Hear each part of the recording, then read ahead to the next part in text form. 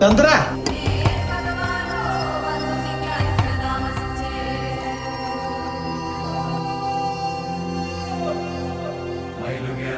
മാമലയിൽ മയിലാട്ടം കണ്ട് താമസിച്ച് കാളകേറ